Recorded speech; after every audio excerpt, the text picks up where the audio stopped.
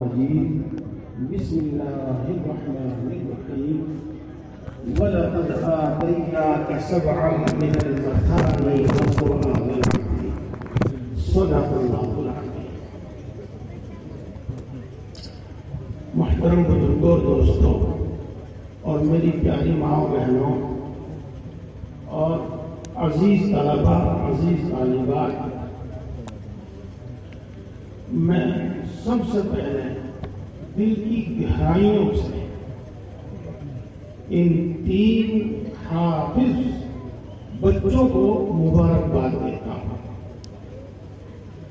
اور اسی طریقے سے ان 25 ناظرہ پڑھنے والے بچوں اور بچیوں کو بھی دل کی گہرائی سے مبارکباد دیتا ہوں۔ ان کے والدین کو دل کی گہرائی سے مبارکباد دیتا ہوں، ان کے استاد کو دل کی گہرائی سے مبارکباد دیتا ہوں، اور اس مدرسے کے تمام معاونین کو اور اس گاؤں کی بستی کے تمام لوگوں کو دل کی گہرائی سے مبارکباد دیتا ہوں۔ اور ساتھ ہی ساتھ میں دعا کروں، آپ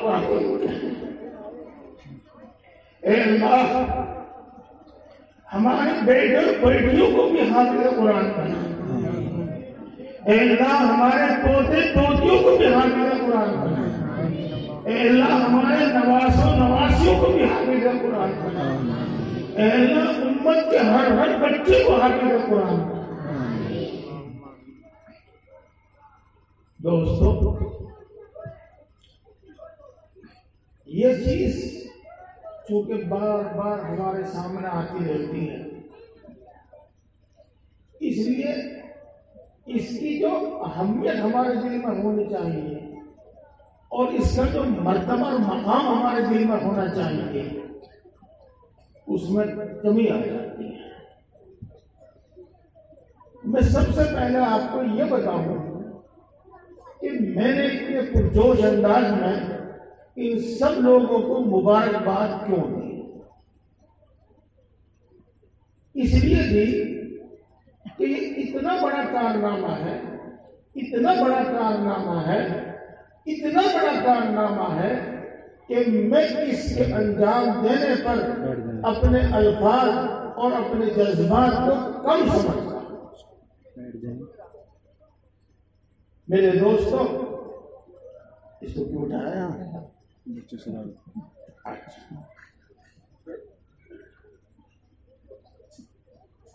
میرے دوستو، قرآن پاک کی دولت اور قرآن پاک کی نعمت اللہ تبارک و تعالیٰ نے اپنے آخری نبی، اپنے لاڈلے نبی حضرت محمد مصطفیٰ صلی اللہ علیہ وسلم کو عطا فرمائی،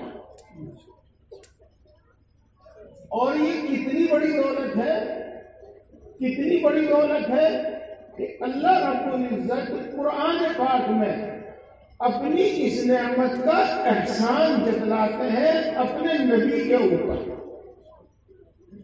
اور یوں فرماتے ہیں وَلَقَدْ آتَيْنَاكَ سَبْعًا مِّنَ الْمَثَانِي وَالْقُرْآنَ الْعَظِيمِ۔ اے نبی، ہم نے آپ کو 7 آیتیں عطا کی ہیں، اور ہم نے آپ کو قرآن عظیم عطا کیا۔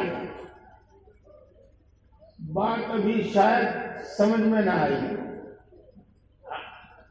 اگر کسی ضرورت سے آپ اپنے بیٹے کے سامنے اپنے انعام اور احسانات کا ذکر کرنے لگے تو آپ یہ نہیں کہیں گے کہ بیٹا میں نے تجھے ٹوفی دلوائی تھی، آپ یہ نہیں کہیں گے کہ بیٹا میں نے تجھے ٹوپی دلوائی تھی، آپ ان بڑے بڑے احسانات کا ذکر کریں گے جس سے بڑا کوئی احسان آپ نے اس پر نہ کیا۔ مثلا آپ یہ کہیں گے کہ میں نے تجھے عالم دین بنایا، میں نے تجھے مفتی بنایا، میں نے تجھے ڈاکٹر بنایا، میں نے تجھے اعلیٰ درجے کا بہت عمدہ قسم کا مکان بنا کر دیا، میں نے تجھ کو بہت اعلیٰ درجے کا بہت اچھا کاروبار کرایا، میں نے بہت اچھے گھرانے میں تیری شادی کی، یعنی جو بڑا انعام آپ کی نگاہ میں ہے، اس بچے کی نگاہ میں ہے، آپ اس کا ذکر کریں گے۔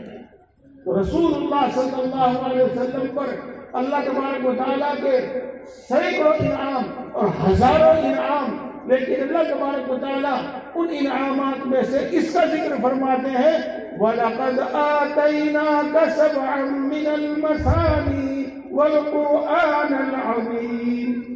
اے نبی، ہم نے تجھ کو 7 آیتیں دی، اے نبی ہم نے تجھ کو قرآن دیا۔ یہ 7 آیتیں کیا ہے؟ یہ 7 آیتیں سورہ فاتحہ ہیں۔ سورہ فاتحہ الحمد شریف۔ ایک حدیث پاک میں آتا ہے کہ رسول اللہ صلی اللہ علیہ وسلم ارشاد فرماتے ہیں کہ اللہ تبارک و تعالیٰ نے اپنے خاص خزانے سے، عرش کے نیچے سے خاص خزانے سے مجھ کو سورہ فاتحہ اور الحمد شریف عطا فرمائی۔ اس کی مثال نہ تورات میں موجود ہے، نہ انجیل میں موجود ہے، اور نہ زبور میں موجود ہے۔ اتنی بڑی دولت ہے میرے دوست۔ رسول اللہ صلی اللہ علیہ وسلم جب دنیا سے تشریف لے جا رہے تھے اور تشریف لے جانے والے تھے، اس وقت آپ نے امت کو کچھ خاص نصیحتیں کی تھی۔ ان خاص نصیحتوں میں سے ایک نصیحت یہ تھی کہ میں تمہارے درمیان 2 چیزیں چھوڑ کر جا رہا ہوں، ایک اللہ کی کتاب اور ایک اپنی سنت۔ جب تک تم اللہ کی کتاب اور میری سنت کو مضبوط پکڑے رکھو گے، اس وقت تک تم گمراہ نہیں ہوں گے، بھٹکو گے نہیں۔ اور جب تم سیدھی راہ پر رہو گے، نہیں بھٹکو گے، تو اللہ تبارک و تعالیٰ کی رحمتوں کے، نعمتوں کے، انعامات کے مستحق رہو گے۔ اتنی بڑی نعمت ہے۔ یہی وجہ ہے کہ اللہ کے رسول صلی اللہ علیہ وسلم پر جب قرآن پاک نازل ہوتا، کوئی ایک آیت نازل ہوتی، چند آیتیں نازل ہوتی، کوئی چھوٹی بڑی سورت نازل ہوتی، تو آپ کسی لکھنے والے کو بلا کر لکھواتے اور اس کو یاد کرنے کی ترغیب دیتے، اس کو حفظ کرنے کی ترغیب دیتے، اور ان کو مختلف اوقات میں پڑھنے کی ترغیب دیتے۔ آپ صلی اللہ علیہ وسلم نے قرآن پاک کی جو فضائل بیان کیے، جن کی وجہ سے صحابہ کرام رضوان اللہ تعالیٰ علیہ مجمعین میں یوں کہہ لیجیے گا کہ قرآن پاک حفظ کرنے کا اور قرآن پاک پڑھنے کا شوق دیوانگی کی حد تک صحابہ کرام رضوان اللہ تعالیٰ علیہ مجمعین میں قرآن پاک پڑھنے، پڑھانے اور اس کو یاد کرنے اور حفظ کرنے کا شوق تھا۔ میرے دوستو، اللہ نے جو نعمت رسول اللہ صلی اللہ علیہ وسلم کو عطا فرمائی، آپ نے وہ صحابہ کرام رضوان اللہ تعالیٰ علیہ مجمعین کی طرف منتقل کر دی، ان کو سکھلا دی۔ صحابہ کرام رضوان اللہ تعالیٰ علیہ مجمعین نے وہ دولت اور وہ نعمت تابعین کے سپرد کر دی، تابعین نے یہ دولت اور نعمت تبع تابعین کے سپرد کر دی، اور تبع تابعین نے یہ نعمت اور یہ دولت اپنے بعد والے لوگوں کو سپرد کر دی، اور الحمدللہ امت میں سلسلہ جاری رہا 1400 سال تک جاری رہا، حتیٰ کہ یہ دولت ہم کو بھی نصیب ہوئی اور ہم نے بھی حفظ کیا، اور الحمدللہ ثم الحمدللہ اب ہم نے یہ دولت اپنی آنے والی نسل کے سپرد کر دی، اور امید ہے کہ جب تک یہ سلسلہ جاری رہے گا، یہ اسی طرح انشاءاللہ العزیز قرآن پاک زندہ رہے گا، قرآن پاک باقی رہے گا، قرآن پاک کے پڑھنے والے، پڑھانے والے، سمجھنے والے، عمل کرنے والے باقی رہیں گے، اور یوں سمجھ لو کہ دنیا باقی ہے۔ میں زیادہ تفصیل نہیں کرتا، آپ کو معلوم ہوگا کہ جب اللہ تبارک و تعالیٰ اس دنیا کو ختم کرنا چاہیں گے، جس کو ہم قیامت کہتے ہیں، اس قیامت سے پہلے ایک ایسا عمل ہوگا کہ قرآن پاک سینوں سے بھی اٹھا لیا جائے گا، اور جو ورقوں میں اوراق میں لکھا ہوا ہے وہاں سے بھی اٹھا لیا جائے گا، اور سب سے پہلے قرآن پاک اٹھایا جائے گا، پھر مومنین کو اٹھایا جائے گا دنیا میں سے، پھر قیامت آئے گی۔ تو بہرحال یہ آپ حضرات کی دلچسپی، آپ حضرات کے شوق اور آپ حضرات کی قدردانی کی دلیل ہے کہ ماشاءاللہ ہر سال اس چھوٹے سے مکتب میں کئی حافظ ہوتے ہیں، اور الحمدللہ دل خوشی سے معمور ہو گیا، بھر گیا کہ 25 بچوں نے ایک سال میں 25 بچوں نے قرآن پاک ناظرہ مکمل کیا ہے۔ آپ یقیناً مبارکباد کے مستحق ہیں، اور میں آپ سے یہی گزارش کروں گا، آپ کو جب اپنے مکتب سے جو دلچسپی ہے اور جس اتفاق اور اتحاد کے ساتھ اور دل کی اس لگن کے ساتھ آپ اس مکتب کو چلا رہے ہیں اور اپنا تعاون پیش کر رہے ہیں، یہ تعاون آپ پیش کرتے رہیے۔ یہ صرف ان بچوں کو پڑھانا نہیں، یہ دین اسلام کو باقی رکھنا ہے، باقی رکھنا، نہیں تو دین اسلام مٹ جائے گا۔ یاد رکھیے، دین اسلام مٹ جائے گا۔ دیکھو، آپ نے حدیث پاک سنی ہوگی، من احیا سنتی عند فساد امتی فلہ اجر 100 شہید۔ جو شخص ایک سنت کو زندہ کرے، جس وقت میری امت میں فساد پیدا ہو جائے تو ایک سنت کو زندہ کرنے کا ثواب اس کو ایسا ملے گا جیسے 100 شہیدوں کا ثواب، 100 شہیدوں کا ثواب۔ میرے دوستو، سنت کا مٹنا کیا ہے؟ سنت کا مٹنا یہ ہے کہ سنت کو سنت کہنے والا کوئی نہ ہو، سنت کو سنت جاننے والا کوئی نہ ہو، اور سنت پر عمل کرنے والا کوئی نہ ہو۔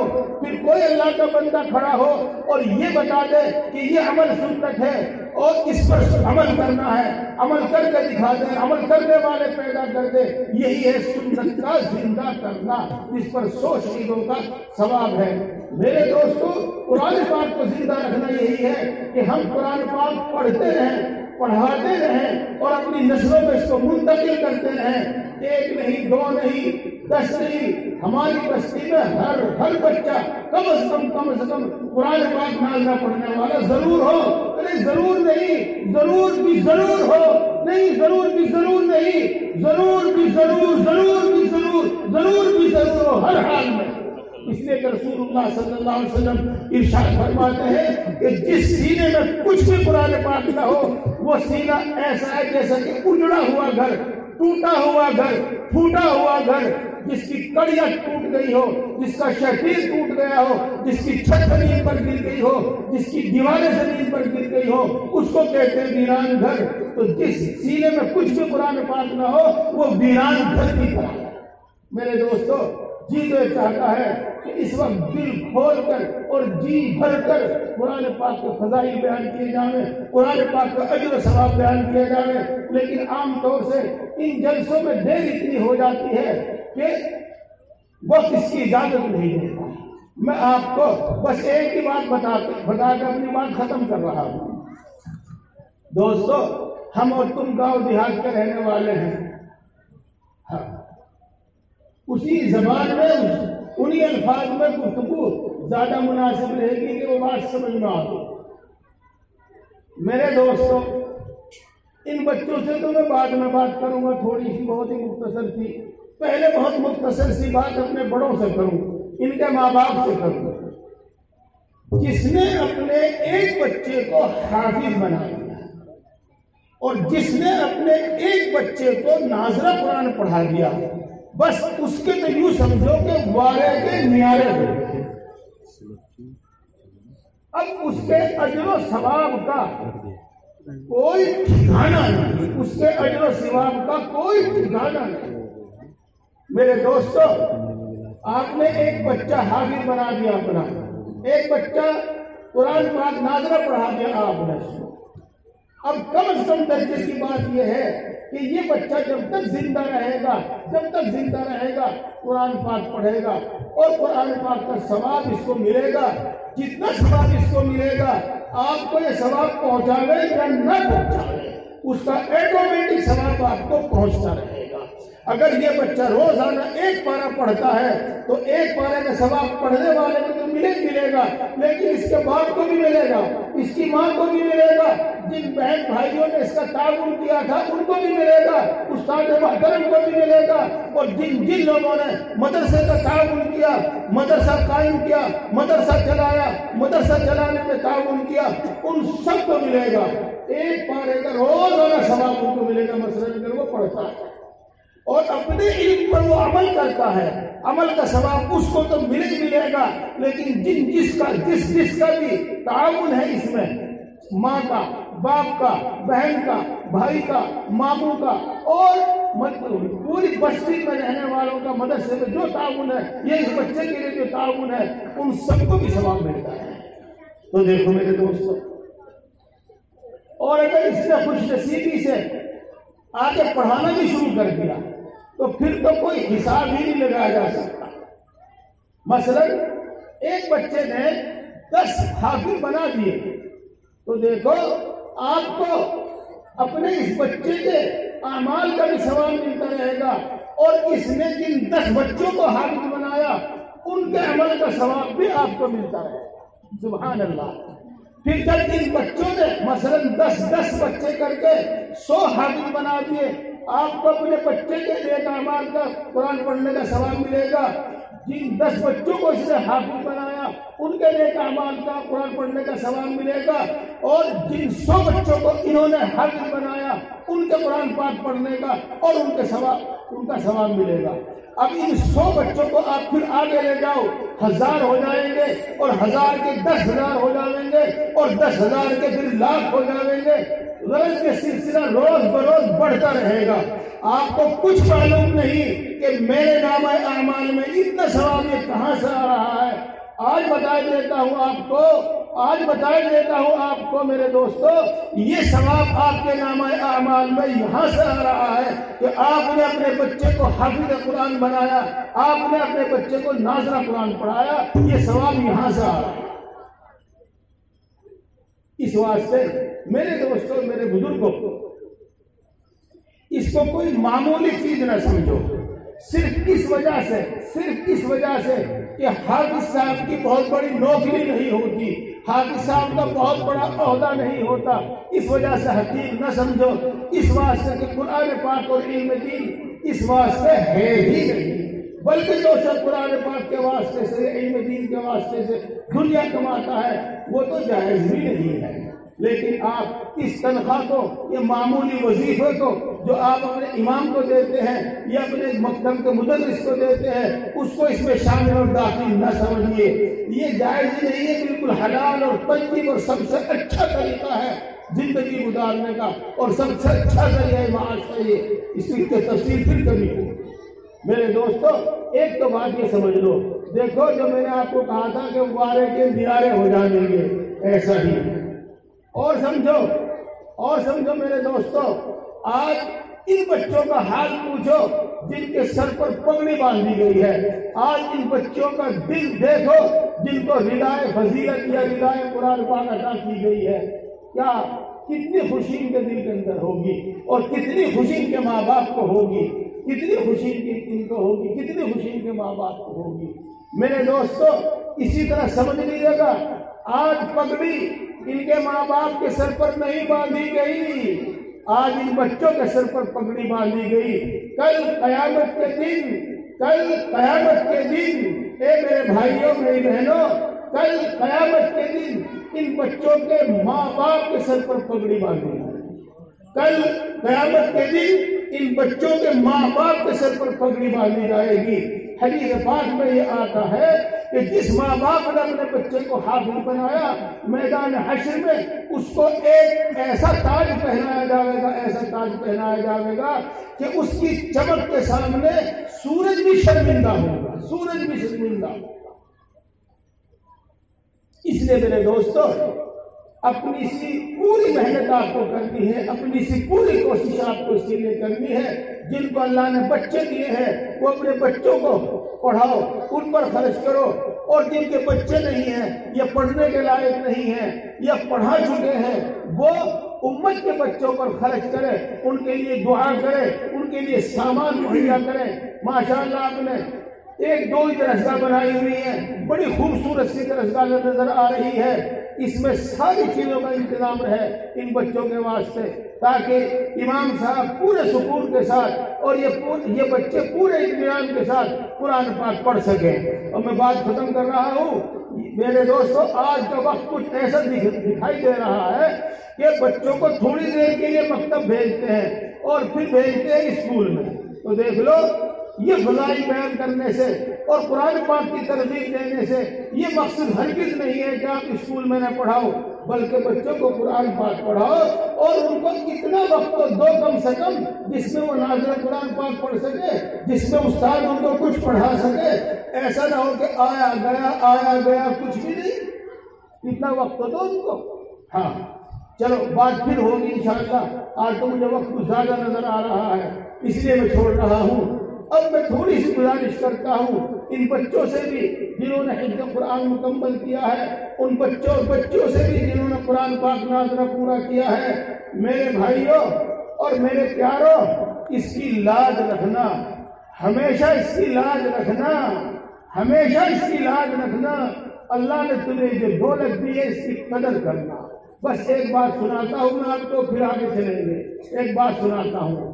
ایک مرتبہ رسول اللہ صلی اللہ علیہ وسلم صحابہ کرام رضوان اللہ تعالیٰ علیہ مجمعین کے مجمع میں موجود تھے تو آپ نے ارشاد فرمایا بعض لوگ اللہ کے گھر کے لوگ ہیں اور خاص اللہ کے گھر کے لوگ ہیں. اللہ اکبر. خاص اللہ کے گھر، خاص گھر کے لوگ کون ہوتے ہیں؟ باپ ہوتا ہے، بیٹا ہوتا ہے، بہن ہوتی ہے، بھائی ہوتا ہے، چچا ہوتا ہے. یہی خاص گھر کے لوگ ہوتے ہیں. آپ جانتے ہیں اللہ رب العزت کی تو شان یہ ہے لم یلد ولم یولد ولم یکن لہ کفوا احد.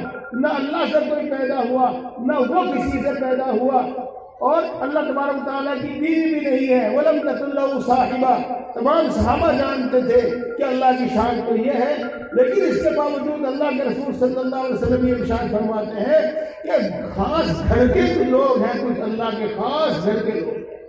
صحابہ اس کا مطلب سمجھ چکے تھے کہ مراد یہی ہے کہ اللہ کے نزدیک بڑے معزز ہیں، اللہ کے نزدیک ان کی بڑی عزت ہے، اللہ کے نزدیک ان کا بڑا مرتبہ ہے، اللہ کے نزدیک وہ بہت پیارے ہیں اور سب سے زیادہ پیارے ہیں. اس لیے صحابہ کرام رضوان اللہ تعالیٰ علیہ مجمعین نے طلب کر پوچھا من ہم یا رسول اللہ، اے اللہ کے رسول خاص اللہ کے گھر کے لوگ کون لوگ ہیں؟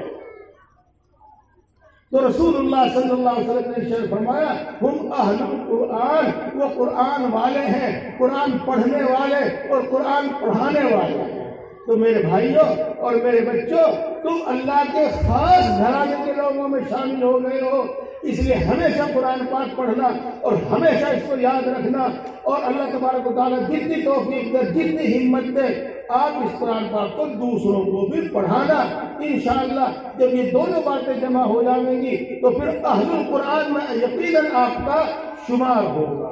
بات ختم کرتا ہوں میرے بھائیوں، اور آپ سے یہی عرض کرتا ہوں، یہی گزارش کرتا ہوں کہ آپ اپنے اس مکتب کا ہمیشہ خیال رکھیں. بلکہ صحیح بات تو یہ ہے کہ آپ اپنی جان سے زیادہ اس کا خیال رکھیں، اپنی ضرورتوں سے پہلے اس کی ضرورت پوری کریں تاکہ یہ ثواب آپ کو حاصل رہے اور امت میں حافظ موجود رہے، امت میں قرآن پڑھنے والے موجود رہے اور دین زندہ رہے اور قرآن زندہ رہے. اگر قرآن پڑھنے والا کوئی نہ ہو اور قرآن سمجھنے والا کوئی نہ ہو تو سمجھ لو قرآن مٹ گیا، جیسے کہ میں نے آپ کو حدیث سنائی تھی. آخر میں ایک بہت ہی پسندیدہ منظر میں آپ کے سامنے پیش کرنا چاہتا ہوں. اگر ہم نے ان چیزوں کو نظر انداز کر کے جو آپ کے سامنے بیان کی گئی ہے، ان چیزوں کو نظر انداز کر کے اس طرف سے غفلت برتی اور مکتب کو ہم نے بے لاوارث کر کے چھوڑ دیا اور مولانا صاحب بھی تنگ آ کر چھوڑ کر بیٹھ گئے، یعنی قرآن پاک پڑھنے پڑھانے کا سلسلہ کسی وجہ سے بند ہو گیا، تو میرے دوستوں میں آپ سے پوچھتا ہوں کہ اس امت میں اس وقت جتنے حافظ ہیں، جتنے قاری ہیں، جتنے قرآن پاک پڑھنے والے ہیں، وہ کتنے دن زندہ رہیں گے؟ 50 سال، 100 سال؟ 100 سال میں تو بالکل اب نئی نسل آ جاتی ہے. تو اس کا مطلب یہ ہوا کہ خدا نہ خواستہ اگر ہم قرآن پاک پڑھنا پڑھانا چھوڑ دیں تو 100 سال میں 100 سال کے بعد کوئی قرآن پاک پڑھنے والا موجود نہیں ہوگا، کوئی حافظ قرآن موجود نہیں ہوگا اور کسی کو قرآن پاک دیکھ کر پڑھنا بھی نصیب نہیں ہوگا. جیسا کہ اسی غفلت کی بنا پر ہم دوسرے مذہب والوں کے یہاں دیکھتے ہیں اور دوسرے مذہب والوں کے یہاں سنتے ہیں. ابھی کچھ دن پہلے ایک سروے میرے سامنے آیا تھا، سروے کرنے والوں نے بتایا کہ زیادہ تر مذہب اسلام مذہب کو چھوڑ کر زیادہ تر مذہب ایسے ہیں کہ اس کے ماننے والوں نے 80% لوگوں نے اپنی مذہبی کتاب دیکھی بھی نہیں. پڑھنا تو دور کی بات ہے، سمجھنا تو دور کی بات ہے، دیکھی بھی نہیں. میرے دوستو، یہ جو 20% بچے، انہی میں وہ لوگ ہیں جنہوں نے وہ کتاب دیکھی، انہی میں وہ لوگ ہیں جنہوں نے وہ کتاب پڑھی اور انہی میں وہ لوگ ہیں جنہوں نے کتاب سمجھی۔ یوں کہہ سکتے ہیں کہ ان کو انگلیوں پر گنا جا سکتا ہے، بلکہ انگلیاں بھی زیادہ ہیں گننے کے واسطے۔ میرے دوستو، اس واسطے اس نعمت کی قدر کرتے ہوئے ہمیشہ اپنے بچوں کو اور امت کے بچوں کو قرآن پاک پڑھانے کی فکر کرنا اور اس کے لیے پورا انتظام کرنا۔ اللہ تبارک و تعالی ہم سب کو توفیق عطا فرمائے۔ مدرسے کی پوری آپ کو مدد کرنی ہے، بھرپور اس کا تعاون کرنا ہے، اور پوچھ کر کہ میرے لائق کوئی خدمت ہو، امام صاحب سے پوچھ کر مدرسے میں جس چیز کی ضرورت ہو، مکتب میں جس چیز کی ضرورت ہو، وہ آپ کو پوری کرنی ہے، اور اپنے بچوں کے واسطے تعلیم کا بہترین ماحول بنانا ہے، بہترین ماحول بنانا ہے۔ اللہ تبارک و تعالیٰ ہم کو اس کی توفیق عطا فرما دے اور اس میں جزائے خیر عطا فرما دے۔ میں دعا کرتا ہوں۔ الحمد للہ رب العالمین الرحمن الرحیم مالک یوم الدین والصلاة والسلام على سید الانبیاء والمرسلین محمد وآلہ واصحابہ اجمعین۔ لا الہ الا انت سبحانک انی کنت من الظالمین۔ ربنا ظلمنا انفسنا وان لم تغفر لنا وترحمنا لنکونن من الخاسرین۔ اے اللہ تو سب سے بڑا ہے، ہر چیز پر قادر ہے، ہر چیز کا مالک ہے، ہر چیز کا پیدا کرنے والا ہے، ہر چیز کے خزانے تیرے قبضے میں ہیں، تیرے خزانے کبھی کم یا ختم ہونے والے نہیں ہیں۔ اگر تو اپنی مخلوق میں سے ہر ایک کو سمندروں کے برابر عنایت فرما دے تو بھی تیرے خزانوں میں اتنی کمی نہ آئے جتنی سمندر میں سوئی ڈبونے سے اس کے پانی میں کمی آ جاتی ہے۔ اے اللہ، یقیناً تو بڑی طاقت والا ہے، تیری قدرت میں مٹی اور سونا پیدا کرنا برابر ہے۔ اے اللہ، یقیناً تو بڑی طاقت والا ہے، تیری قدرت میں کنکر پتھر اور ہیرا موتی پیدا کرنا برابر ہے۔ اے اللہ، یقیناً تو بڑا مہربان ہے، سب پر مہربان ہے، بڑی بڑی نعمتوں سے نوازتا ہے، بلا استحقاق عطا فرماتا ہے، بلا عوض عطا فرماتا ہے، بے شمار عطا فرماتا ہے، بغیر مانگے عطا فرماتا ہے، اور مانگنے والوں کو کبھی محروم نہیں رکھتا۔ اے اللہ، یقیناً تو بڑا مہربان ہے، سب پر مہربان ہے، بڑی بڑی خطاؤں کو معاف کرتا ہے، بار بار معاف کرتا ہے، معاف کرنے کو پسند کرتا ہے، سینکڑوں سال کے کفر و شرک کو توبہ کرنے سے معاف کر دیتا ہے۔ اے اللہ، ہم تیری انہی اچھی صفات کے واسطے سے تجھ سے مانگتے ہیں، ہم سب کو ایمان کامل عطا فرما۔ اے اللہ، ایمان کی لذت و حلاوت نصیب فرما، ایمانی تقاضوں پر عمل کرنے کی توفیق نصیب فرما، ایمانی صفات ہمارے اندر پیدا فرما۔ اے اللہ، اپنے وعدوں کا یقین عطا فرما، اپنے حکموں پر اور اپنے وعدوں پر ہمارے دلوں کو مطمئن فرما۔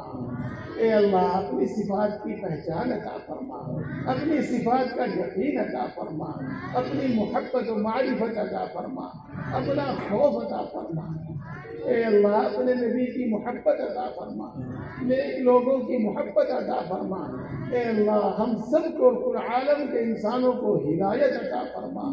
اے اللہ، ہم سب کو نفع دینے والا علم عطا فرما، ہم سب کو علم نافع عطا فرما۔ اے اللہ، ہم سب کی اولاد کو اور امت کے ایک ایک بچے کو حافظ قرآن بنا اور قرآن کی دولت اس کو عطا فرما۔ اے اللہ، ہماری اس محنت کو، ہماری اس کاوش کو قبول فرما۔ اے اللہ، ہمارے لیے اس کا اجر و انعام دنیا اور آخرت میں ہمیں عطا فرما۔ اے اللہ، دین کی صحیح سمجھ عطا فرما، ذکر کرنے والی زبان عطا فرما، شکر کرنے والا دل عطا فرما، طاعت و عبادت میں مشقت برداشت کرنے والا جسم عطا فرما۔ اے اللہ، ہم سب کو اپنا فرما بردار بندہ بنا۔ اے اللہ، ہم سب کو متقی اور پرہیزگار بندہ بنا۔ آج تک جتنے گناہ کیے ہیں تمام گناہوں کو معاف فرما، پکی سچی توبہ نصیب فرما، توبہ پر استقامت نصیب فرما۔ اے اللہ، تمام گناہوں سے نفرت پیدا فرما۔ اے اللہ، تمام گناہوں سے حفاظت فرما۔ اے اللہ، تمام گناہوں سے حفاظت فرما، نفس و شیطان کے شر سے حفاظت فرما۔ ایک لمحے کے لیے ہمیں نفس و شیطان کے حوالے نہ فرما۔ اے اللہ ہم تیری عبادت کرتے ہیں، جتنی بھی کرتے ہیں اور جیسی بھی کرتے ہیں اپنے فضل سے قبول فرما۔ اے کریم کھوٹی پوٹی قبول کر لیتے ہیں، ہماری ناقص عبادت کو قبول فرما۔ اے اللہ زیادہ سے زیادہ عبادت کرنے کی ہمیں توفیق نصیب فرما۔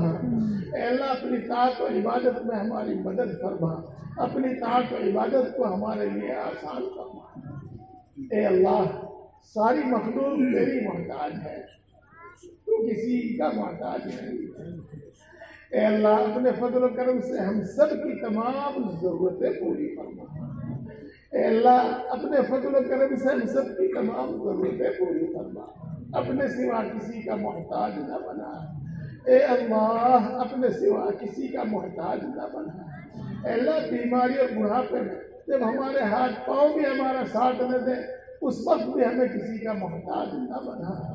اے اللہ اس وقت ہمیں روزی زیادہ عطا فرما۔ اے اللہ ہم سب کو اور گھر کے تمام افراد کو صحت و قوت عطا فرما، خصوصاً خطرناک قسم کی بیماریوں سے شفا نصیب فرما، خصوصاً لا علاج قسم کی بیماریوں سے شفا نصیب فرما، خصوصاً خطرناک قسم کی اور لا علاج قسم کی بیماریوں سے ہماری حفاظت فرما۔ اے اللہ خوشحالی عطا فرما، تنگ دستی سے حفاظت فرما۔ اے اللہ خوشحالی عطا فرما، تنگ دستی سے حفاظت فرما۔ اے اللہ تو جانتا ہے قرض نگاہ جگا دیتا ہے، قبر توڑ دیتا ہے۔ اے اللہ قرض سے سبکدوش فرما۔ اے اللہ قرضوں کی ادائیگی کی غیر سے صورتیں مہیا فرما۔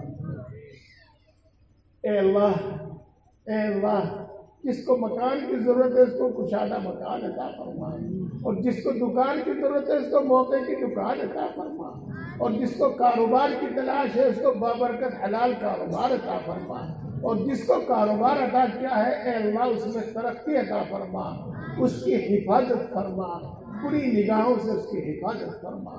اے اللہ جن کو رشتوں کی تلاش ہے ان کو نیک اور نبھا والے رشتے عطا فرما۔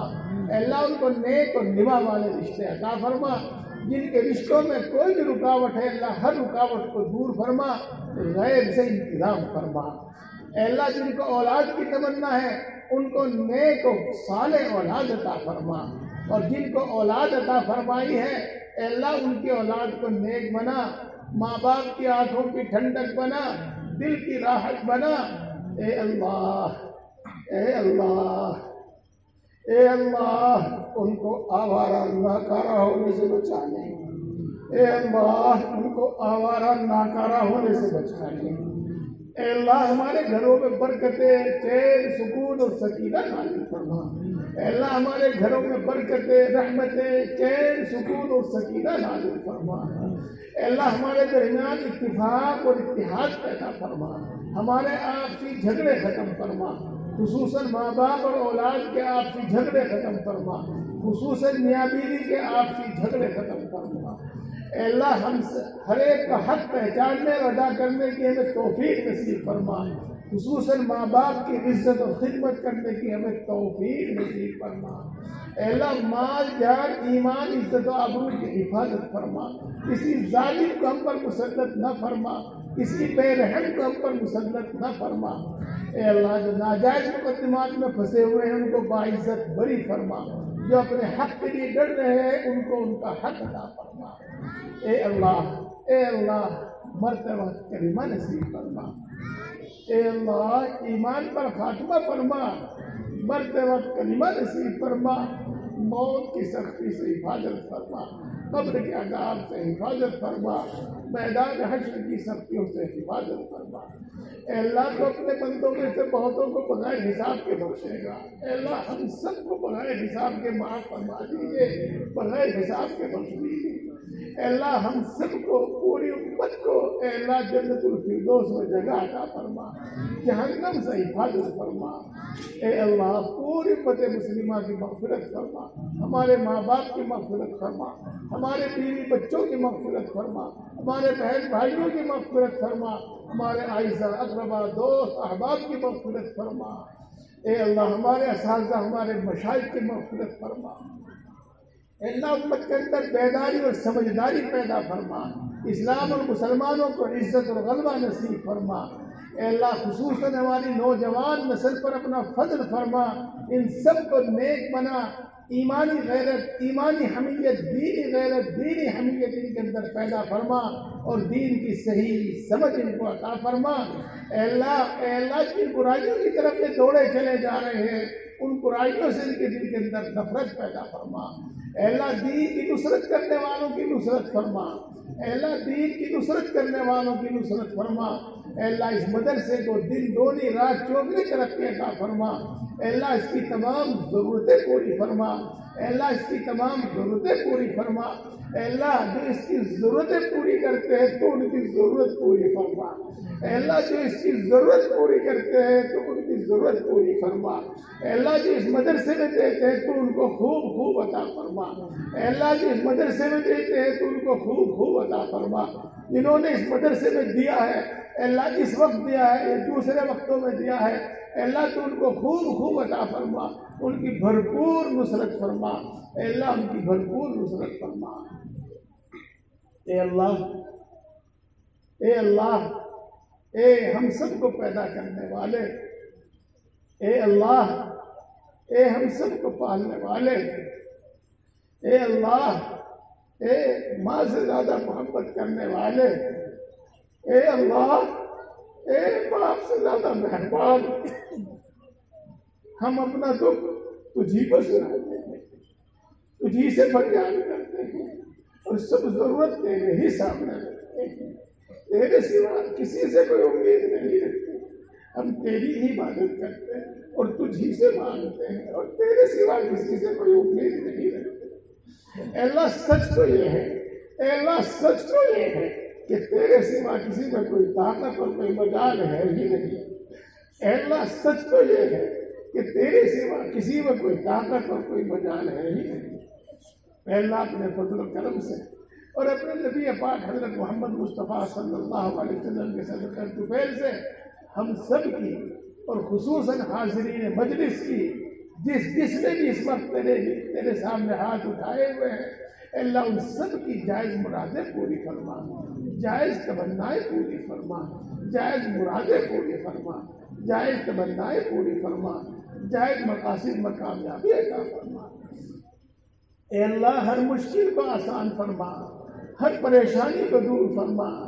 اے بگڑی کے بنانے والے ہر بگڑا ہوا کام بنا دے، اے قادر مطلق ہر اٹکا ہوا کام بنا دے، اے قادر مطلق ہر اٹکا ہوا کام بنا دے۔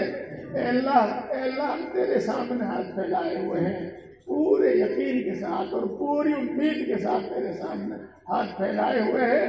اے اللہ ان بچوں کی برکت سے، ان حافظ بچوں کی برکت سے اور قرآن پاک ناظرہ پڑھنے والوں کی برکت سے اے اللہ ان کے طفیل سے تو ہماری تمام دعائیں قبول فرما۔ اے اللہ اپنے فضل و کرم سے اور اپنے نبی پاک حضرت محمد مصطفیٰ صلی اللہ علیہ وسلم کے صدقہ طفیل سے ہماری ان تمام دعاؤں کو قبول فرما، ہمارے حق میں بھی قبول فرما اور جو دعا کے لیے گئے ہیں ان کے حق میں بھی قبول فرما۔ آمین آمین یا رب العالمین۔ ربنا تقبل منا انك انت السميع العليم وتب علينا انك انت التواب الرحيم۔ سبحان ربك رب العزة عما يصفون۔